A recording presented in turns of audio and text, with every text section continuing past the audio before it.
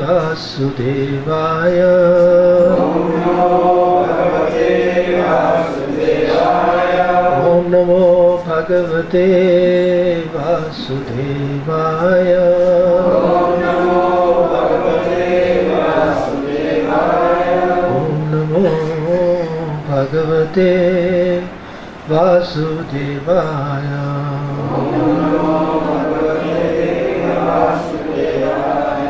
Narayanam namaskritya naram chaiva narottamam devim saraswati vyasam tato jayamudiraye.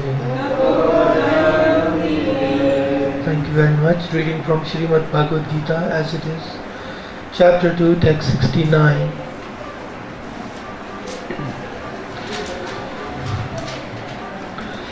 Following on the theme that on the one hand there is the devotional service of the Lord, on the other hand there is sense gratification.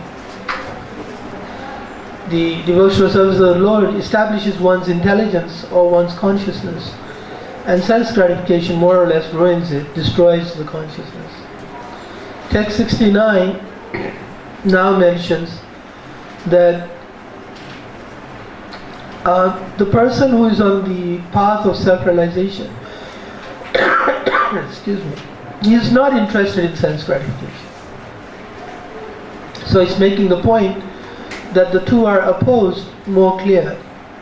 Ya nisha sarvabhutana tasya jagrati samyami yasya jagrati bhutani sa nisha pashyoto mune.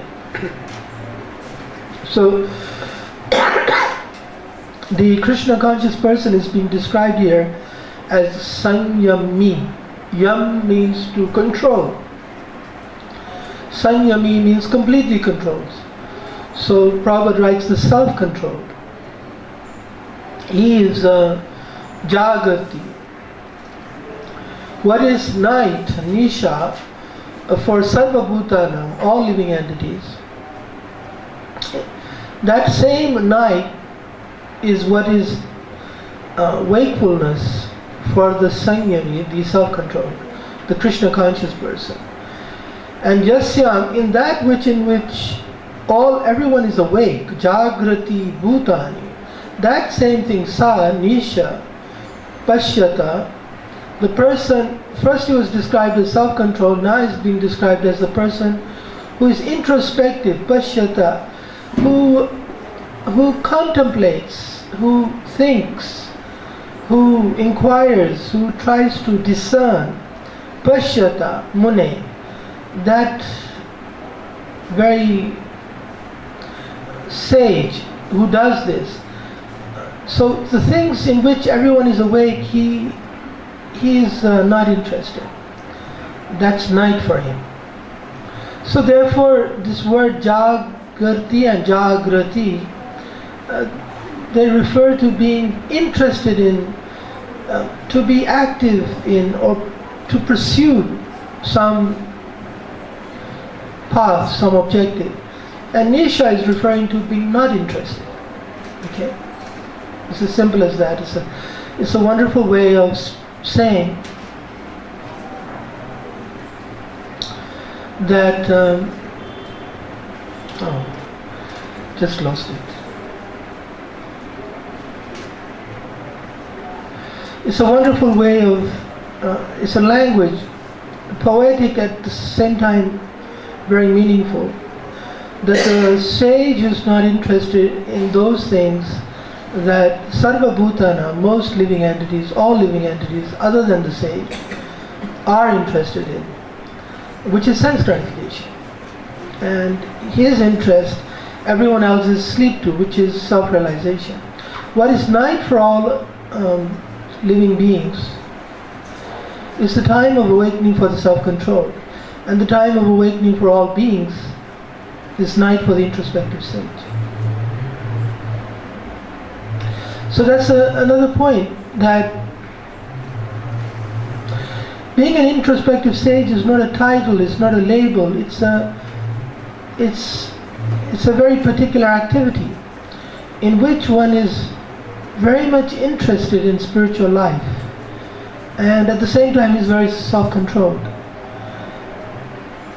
And also, so that's what he's interested in, that's the positive. The negative is he's not interested in sense gratification.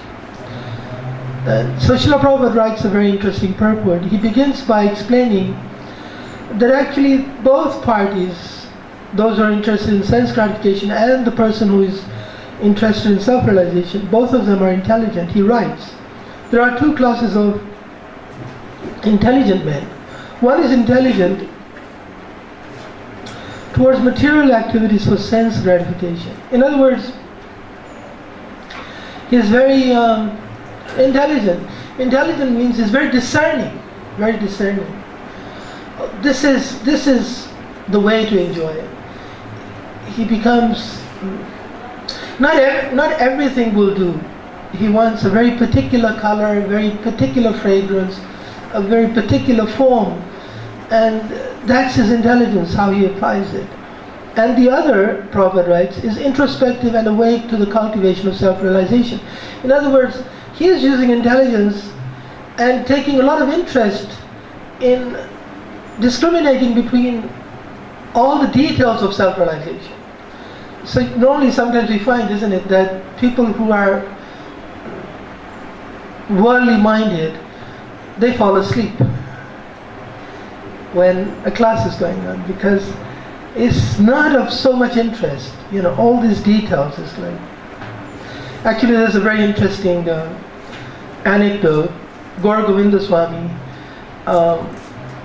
he was describing this phenomenon of sleeping during class, and he said actually, normally, you see, the context is Gaura Govinda Swami's, everyone is afraid when you're in his class. He might pick on you and he might expose you for being a rascal. So everyone is expecting him to say very heavy words about the people who sleep in class. So this was very ironic, because he said, actually it's a very good sign. So coming from his mouth, that's like unheard of. He said it's a very good sign because the living entity finally was relieved of his anxiety and his troubles, that he could finally get some good rest. That's what happened in Bhagavatam class. Normally everyone's expecting a lot of very heavy words, but so he took a very liberal and generous view. Prabhupada writes, activities. So note the significance of the word activities. It's not just professing to be a sage. Activities of the introspective sage or thoughtful man are night for persons materially absorbed. Materialistic persons remain asleep in such a night due to their ignorance of self-realization. In other words, they're not even aware, they're not even sensing the importance, and that is a sign of ignorance. It's actually a problem, but of course he doesn't know, the worldly minded person.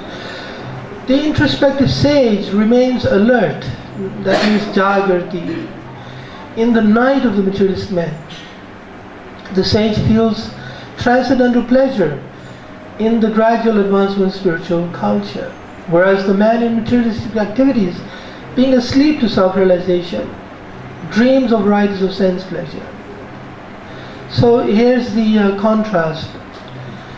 Now remember, our theme for the last few classes has been that it's not just an intellectual pursuit, spiritual life.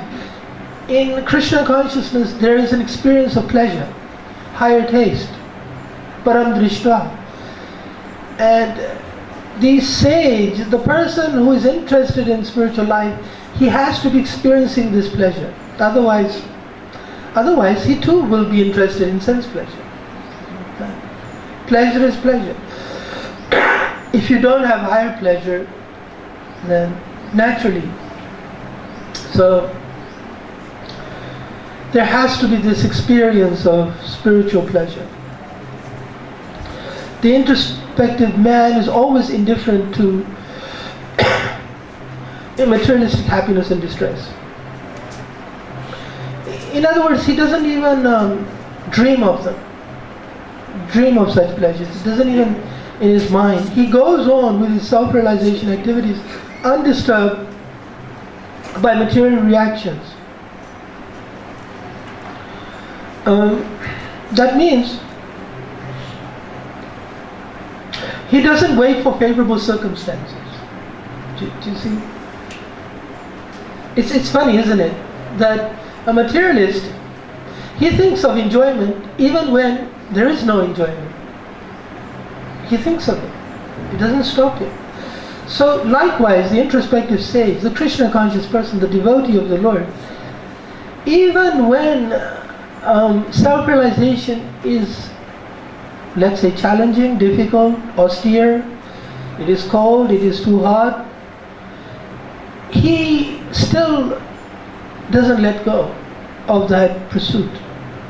So he's undisturbed by material situations. Text 70. We want to try to finish, so 3 more verses, this chapter. Now this verse, Lord Krishna, he goes back to the theme of being peaceful.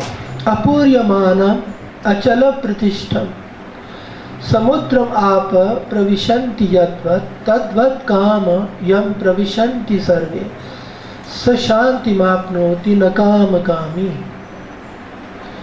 So, you know, the challenge, now Krishna is amplifying on that theme of how a devotee is not disturbed. He's not disturbed. This is the key point now, you see. In other words, you can't expect in spiritual life undisturbed spiritual life. It's going to be challenged. You can't, some people say, oh, I've had a very challenging spiritual life. Actually, it would be the biggest surprise would be if you had no challenge, because you must. So here, the one very interesting key word is achala pratishtham.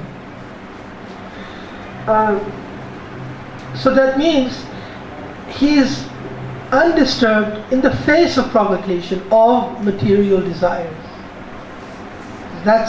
Just remember that, because we'll come back to it. And another key phrase is shanti mapnoti. Apnoti means he achieves, he reaches this peace. So apnoti is interesting. It means he finally achieves it, he obtains it, he gains it. In other words, he doesn't have it in the beginning. You see? Just remember that. Shanti is not the first thing you get, but you get it as a result of something. So we'll come back to these 2 points as we cover the purport. The translation: a person who is not disturbed by the incessant flow of desires that enter like rivers into the ocean, which is ever being filled but is always still, can alone achieve peace, and not the man who strives to satisfy such desires.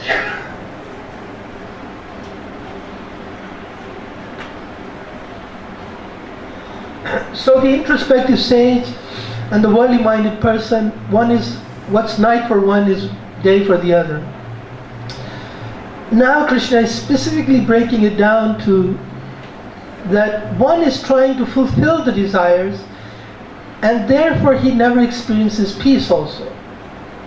But the one who is unprovoked to fulfilling them, even when the provocation is there, that person is eligible. So the distinction between the two is peace. One has peace, the other one does not. Now, you also have to remember achala pratishtham. Achala, chala means moving and achala means unmoving, steady, fixed. So, achala pratishtham has the significance that his buddhi, his intelligence, his consciousness is not disturbed, is not spoiled. Remember that word, buddhi pariyavatishtate? Remember yesterday? That by this process, his buddhi is established. Look in your Bhagavad Gita, have a look. It's just one or two verses back. Buddhi, and remember the process of sense gratification ended in buddhi pranashyati. You remember that? If you don't remember, please put your hand up.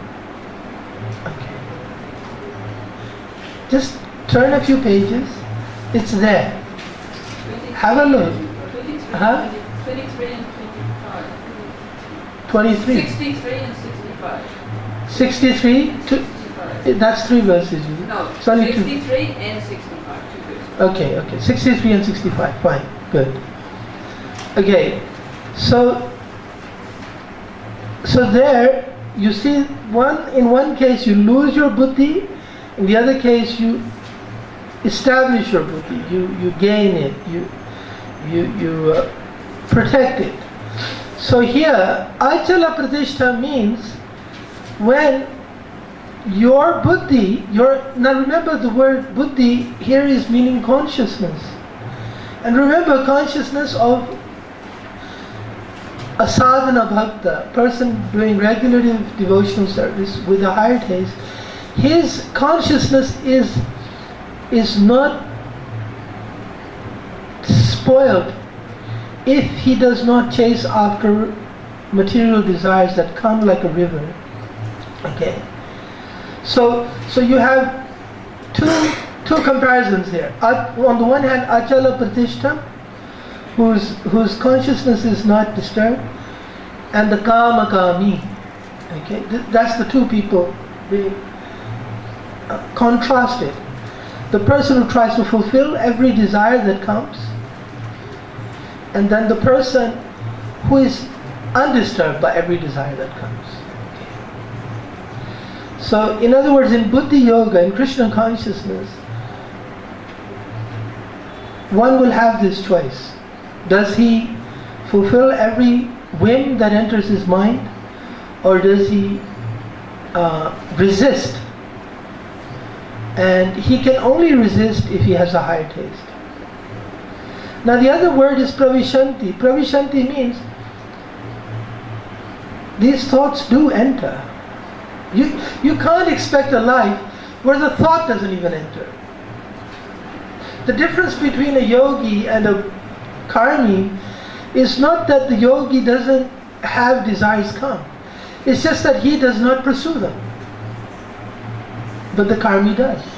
The kama kami, the person who tries to follow every whim, every thought of sense gratification. Srila Prabhupada writes, although the vast ocean is always filled with water, it is always, especially during the rainy season, being filled with much more water. The ocean remains the same, steady. It is not agitated, nor does it cross beyond the limit of its breadth. So this is being compared to the person who is apuryamanam samudramapa pravishanti, that he is like the ocean, achala pratistham. He does, even though much more water is coming in, it's still the same. In other words, your thoughts of sense gratification are coming, but you do not respond to them. That is also true of a person fixed in Krishna consciousness. As long as one has the material body, the demands of the body for sense gratification will continue. That means kama yam pravishanti. The body is there, the desires for the body will come. And like a river. In other words, they don't come like a trickle, once. They come all the time, flowing, non-stop. The devotee, however, is not disturbed by such desires because of his, a very interesting phrase here, because of his fullness. In other words, he is already complete. If you feel incomplete, then naturally you'll say, well, yes, of course I've got room for desires. Please come. Right? Yeah. We will give you all attention. What would you like? Cold, hot? How much? So we become, victimized because of our incompleteness, our being non-full in ourselves. So that's where Prabhupada is using the word Puryamanam. Apuryamanam and Puryamanam. He is full. A Krishna conscious man is not in need of anything, because the Lord fulfills all his material necessities. I'm reminded of recently one devotee was explaining, I forget where, but here in Vrindavan recently, that Srila Prabhupada, towards the end of his stay in this earth, his godbrothers asked him, would you like anything? Aapki ichha hai? Aapki koi ichha hai? He was asked in Hindi. And Prabhupada's response was, koi ichha nahi. I have no desire. So here, Prabhupada is writing, a Krishna conscious man is not in need of anything, because the Lord fulfills all his material necessities. So he has no want. Therefore, he is like the ocean, always full in himself. So Prabhupada gives the example of desires flowing like a river. And again he refers to the fact that Achala Pratishtham here means he's steady in his activities. Not just his consciousness, but his service is undisturbed. Sometimes devotees, they're performing the devotional service, and sometimes they say, oh, I'm too disturbed to do it. You see? Have you had this phenomenon? Somebody else or yourself maybe? I'm too disturbed. So Krishna is saying that Achala Pratishtham means that actually he doesn't let it affect his service. These desires or a provocation. See, sometimes we think, well, it wasn't a desire. He is responsible. He is giving me trouble. And we think that's not desires. But actually it is. Because if you go back to those two verses, Dhyato Vishyan Punsa. So from contemplation to attachment to lust, then there's anger. Anger is when you say, he is the cause, he is the troublemaker. So the root of that was our desire. Really a Krishna conscious person, and Prabhupada is going to write this in a few chapters, if you can remember a few chapters later, that a devotee does not allow another person to disturb his devotional service. There is a purport, partly I've forgotten, that's why I can't give you the reference, but it's there, that a devotee does not allow another person to disturb his devotional service. So here is what he's saying. He's steady in his activities. Achala Pratishtham. And he is not even slightly disturbed by desires for sense gratification. So that's his shanti, that's his peace. That, Prabhupada now writes, is the proof of a Krishna conscious man. Meaning one who has lost all inclinations for material sense gratification, although the desires are present. Very clear. Because he remains satisfied in the transcendental loving service of the Lord, he can remain steady like the ocean and therefore enjoy full peace. Shanti, upgoti. Now Srila Prabhupada says that this shanti is not possible if you are kama-kami, trying to fulfill every desire. Others, however, who want to fulfill desires even up to the limit of liberation, Prabhupada is including the desire for liberation as trying to fulfill your desires. what to speak of material success, never attain peace. The fruitive workers, the salvationists, and also the yogis who are after mystic powers are all, in other words, everyone other than the devotee, are all unhappy because of unfulfilled desires. So, that's the point. The devotee doesn't have unfulfilled desires. Everyone thinks, they wonder at this. Well, the devotee doesn't have unfulfilled desires. We think, well, I'm a kind of a devotee, but God, I would like something. I would like this. In fact, I have it on my Excel sheet if you'd like to, it's a long number list. Now, that's because we missed the key. The key was that there is all fulfillment in just doing service for the Lord, in that higher taste, in that relationship with Krishna, which is available to even the neophyte. It's not one of the mistakes in Krishna consciousness, those who adopt Krishna consciousness, is they think that a relationship with Krishna is only possible when I'm very advanced. That's a mistake. Actually, Krishna makes himself available even to the person who only begins the path. Prabhupada finishes off by saying, in fact, he does not even desire liberation from the so-called material bondage. The devotees of Krishna have no material desires, and therefore they are in perfect peace. The implication is that if one is not happy in his service, he is actually not in Krishna consciousness. Something to think about. And by the way, this is the answer to one of Arjuna's questions. Kim Asita, how is he situated? How is this devotee situated? So this is what Krishna has answered. Text 71. Here the Lord emphasizes that to give up all desires means to give up proprietorship, the sense of ownership, the sense of something belongs to me. So it means that Vihaya kaman yat sarvan pumans charati nispriha nirmamo nirahankara sashantim adhikachati. Vihaya. So Vihaya, Prabhupada writes giving up. It also means vihaya, to relinquish, abandon, to resign, to let go.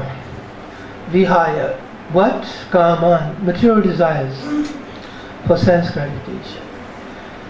And the translation is, a person who has given up all desires for sense gratification, who lives free from desires, who has given up all sense of proprietorship and is devoid of false ego, he alone can attain real peace. So this is Krishna's different ways of, he's speaking of peace. It's a bit like what Krishna spoke when he told about the soul. In so many verses, the soul is like this, na jayate indriyate, dehinasmin.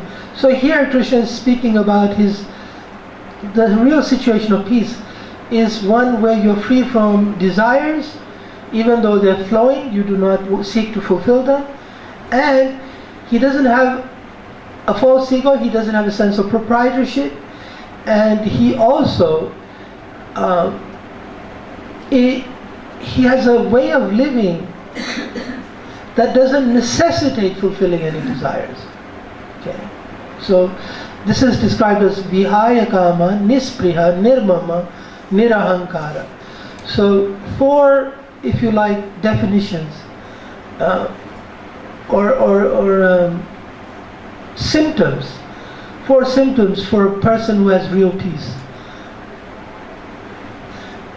So Srila Prabhupada, he first takes the theme of that the person who has Krishna consciousness, buddhi, is rightly situated. To become desireless means not to desire anything for sense gratification. In other words, desire for becoming Krishna conscious is actually desirelessness. Prabhupada is clarifying that you can't be in a state of desirelessness, but you can be desireless of sense gratification, and to be desiring Krishna consciousness. And now the other part, this part of this description is actually going back to text 61. Text 61. Have a quick look. It's the word matpara. Matpara. In other words, in relationship with me. So, in other words, we're not talking about every desire, but desires that are not in relationship with Krishna. So, vihayaka, desirelessness means to desire for Krishna, and nirmama and nirahankara are similarly understood as elevated. Those were my notes. That's not Prabhupada's purport. Nirmama, nirahankara are similarly understood as elevated stages of Krishna consciousness. Okay, that was going back to matpara. To understand one's actual position as the eternal servitor of Krishna without falsely claiming this material body to be oneself, and without falsely claiming proprietorship over anything in the world, is the perfect stage of Krishna consciousness. People often lament, thinking, these are my possessions. They do have this idea of ownership, proprietorship, is actually very deep, because many people's lamentation is born of, if there's a threat to their possessions, they become aggrieved.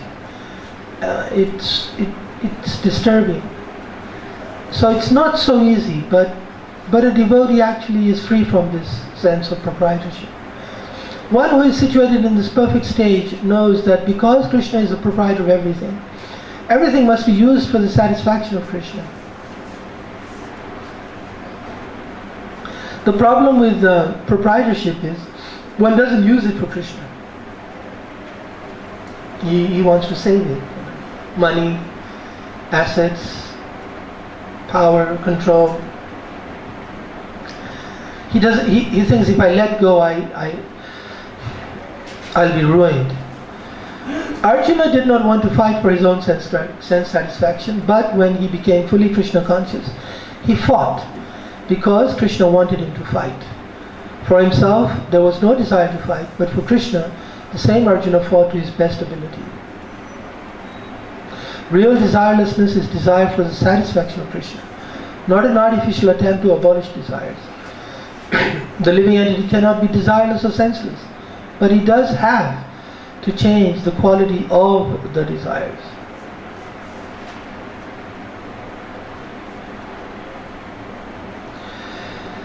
So therefore, a person who knows that everything belongs to Krishna, Ishavasya Midam Sarvam, does not, meaning he cannot, falsely claim proprietorship over anything. So transcendental knowledge is based on self-realization. In other words, it's based on knowing who I am perfectly, that I am not this body. Prabhupada writes, knowing perfectly well that everyone is an eternal part and parcel of Krishna, and that everyone is spiritual in his identity, not material, not the body. And then Prabhupada says, this understanding of Krishna consciousness is the basic principle of real peace. See, here's the thing. We attach a lot of value to our possessions. That's okay. Let's take the generous point of view. Let's not be harsh. Let's not decry the fact that the person feels a sense of security from his possessions. Is that right? Would it be fair to say? You know. But think through this just as a mental exercise. He holds on to them for dear life. all his life. But you know how it is. They always manage to get away from your fingers. You know, like money. Let's just take money, for example. Let's suppose you're trying to protect it. Taxes take it away. The rickshaw wala, little by little. This, fruit, the clothing, the shopping, an accident, medicine, you're protecting and it's going away. And at the end it's all taken away. It is taken away. No matter how generous we are. Nobody is able to take even 1 cent with him. Okay. Now look at it on the other side. On the other side, you might say, well, a person who doesn't have it, he's a wretched person. He's really bad situation. But if he has Krishna, he thinks, well, I don't own this. Now, by the way, he may be rich, but he doesn't have the sense of proprietorship. What is his loss exactly? So he uses it for Krishna. He doesn't have it available. But you see, he has a sense, if he's not doing it artificially, and he genuinely has this taste of Krishna in his life, he is feeling peaceful. Think about that for a moment. He is not disturbed. That's if he experiences Krishna. Now if let's suppose he doesn't experience Krishna, now the one thing he had for his security he lets go, he's going to be very sorry. He's going to be very, very sorry for himself and lament. So therefore you have to have a genuine experience of Krishna. That's the point. Otherwise you can't do this text 71. You cannot nirmama, nirahankara. You cannot do it. And therefore you cannot experience peace because you're always in anxiety. So the last verse, and this is an interesting verse because in this verse Krishna explains what is the final goal of all this, of a Krishna conscious person who didn't have a sense of proprietorship, of ownership, of possession, of a false ego. So the ultimate goal, Krishna says, this is what he attains. Esha brahmi sthiti partha nainam prapya vimuyati sthittvasayam antakalepi brahma nirvanam richati. Esha brahmi sthiti partha.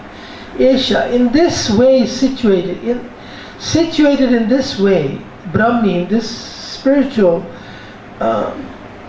situation, sthiti, na enam prapya vimuyati. He is never bewildered. Sthittva asyam antakale. And if he is so situated till the end of his life, like this, Brahma Nirvanam, he enters the kingdom of God, Richati, he attains.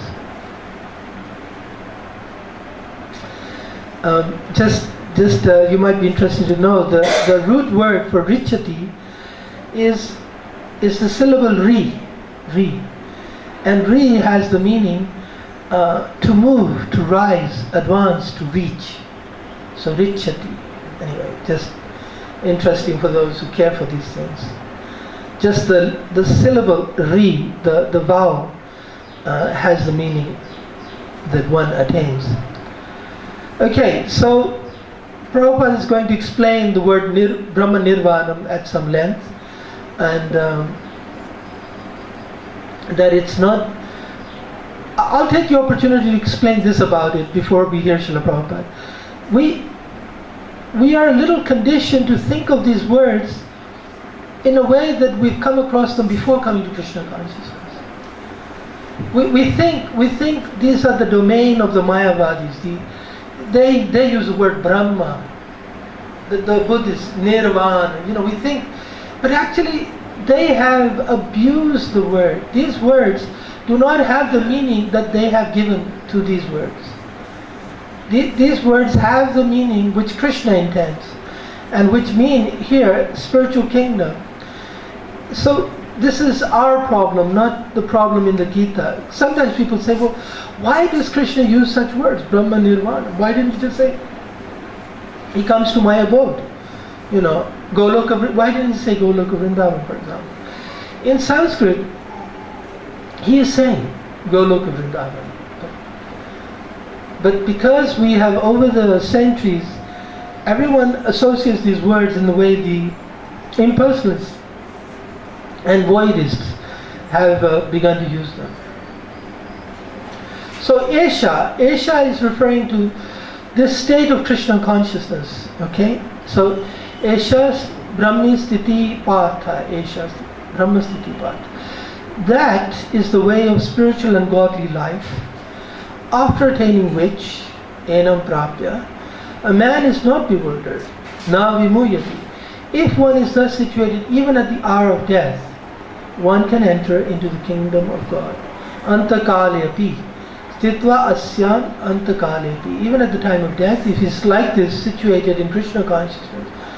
So not only he has peace in this life, his next life is spiritual. So that's the benefit of letting go the shelter, the so-called shelter of possessions. So you might think that's a big thing. Why should I let it go? I will be vulnerable. I'd be, defenseless. But if you have a relationship with Krishna, you have nothing to fear. So let's see what Srila Prabhupada says. One can attain Krishna consciousness or divine life at once, within a second. Remember that word just yesterday's class, ashu, immediately. Or one may not attain such a state of life even after millions of births. It is only a matter of understanding and accepting the fact. And in other words,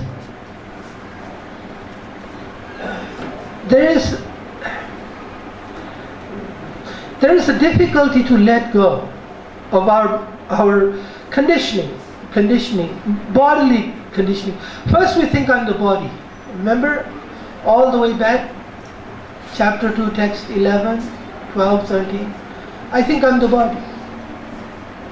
And then based on that idea we think bodily possessions are mine. It's all a mistake. You're not the body. And the bodily possessions will do nothing for you other than bewilder you. They'll simply bewilder you. Remember that verse? Vyavasayatmika buddhi ekyakarana. Bahushakari anantascha. Buddha yoga. We become bewildered by everything about us. So, Prabhupada is saying, it is a matter of understanding and accepting the fact of all this body of knowledge. I am the soul. I am not this body. And not only that, I have a relationship with Krishna. And if I pursue that life, I will taste param drishtva. I will have peace in this life and I will attain the spiritual world at the end. Antakalepi, even at the moment of death, if I'm in this situation, in this consciousness, I will go Brahma Nirvana, I will attain. So Khatvanga Maharaj, Prabhupada writes, attained the state of life just a few minutes before his death by surrendering unto Krishna. Now Prabhupada devotes his purport explaining the word Nirvana and Brahma Nirvana. Nirvana means ending the process of materialistic life. According to Buddhist philosophy, there is only void after the completion of this material life, but Bhagavad Gita teaches differently. So that's why Nirvana, because that's the Buddhist idea. But the word Nirvana doesn't mean that. Okay. Nirvana means ending this life, bodily life. But it doesn't presuppose that there is no other life after this. It's a bit like the gross materialists. They think everything's finished when you die. It's all over. There's nothing. You're in the grave. They think you are the body. So if somebody assumes their idea, then they'll think Nirvana means you're completely finished. So we just read according to Buddhist philosophy. The Bhagavad Gita teaches differently. Actual life begins after the completion of this material life. For the gross materialist, it is sufficient to know that one has to end this materialist way of life.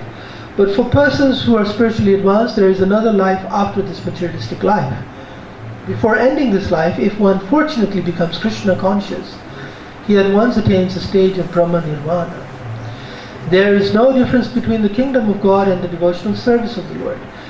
So this is the point. If you are situated in devotional service of the Lord, in this life, before death, you have already attained the kingdom of God. Since both of them are on the absolute plane, to be engaged in the transcendental loving service of the Lord is to have attained the spiritual kingdom. In the material world, there are activities for sense gratification. There are activities of sense gratification.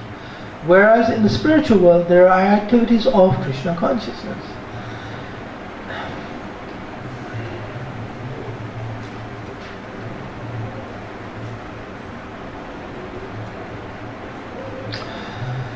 Attainment of Krishna consciousness, even during this life, is immediate attainment of Brahman.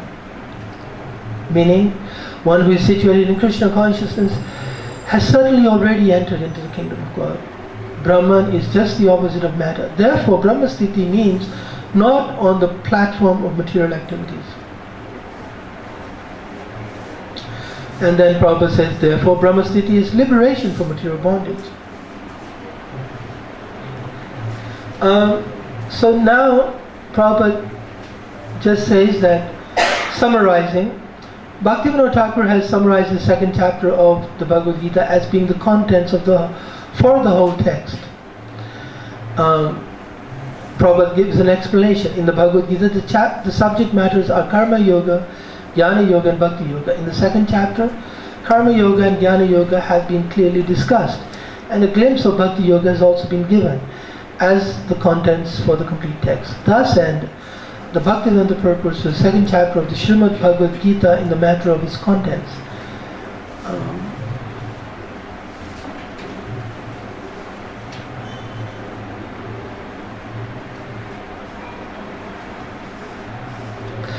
Now, I'd just like to finish, before I invite questions, by adding this point. There is a kind of reluctance, an aversion to the second chapter of the Bhagavad Gita. Permit me to, I'll invite any dispute at the end. There is a general reluctance and aversion to seeing whether Bhagavad Gita is so very relevant to me, especially after I've been many years in the movement. And we wonder what it can do for me, what particular significance, what did I miss out? What was so big in there? Actually, my contention is, summarizing this overview now after a few weeks, is that the second chapter actually plays a very important role in the life of a person who seeks to become Krishna conscious. And we should overcome this aversion that is there to the second chapter. It doesn't look appealing. It doesn't look like, high elevated stuff. It looks too simple. I'm not the body. Don't be attached. Don't contemplate the object of senses. Give up sense gratification. But that's because most people's impression of the second chapter, they've missed this very significant one point in there, and that Krishna was speaking of a higher taste. And he speaks of the higher taste at some length. He speaks of the higher taste at some length. And the significance is that you can give up sense gratification, you can give up proprietorship, you can give up thinking I'm the body only when you have a direct relationship with Krishna. That's in the second chapter. See? People miss this. And I believe there's nobody else to blame but yourself. It's Krishna did not hide it, Prabhupada did not disguise it. It wasn't locked up, it wasn't in special language. It's very plain, open. But because we have this, we become cheated. We become cheated because we're looking for something else. We don't think, we don't believe that Krishna has given me what I'm looking for.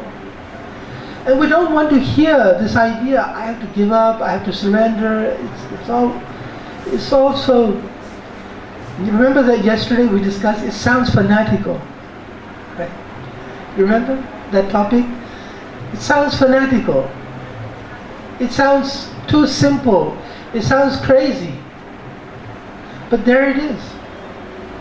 There's the answer. I think the second chapter is the most underrated chapter in the whole Gita. And I believe if it was properly understood, it would benefit the devotee tremendously.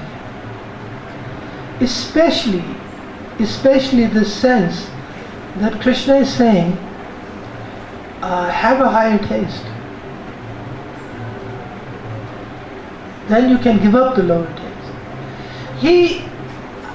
I think Krishna is making it very clear that he doesn't expect you're able to give up anything unless you have a higher taste.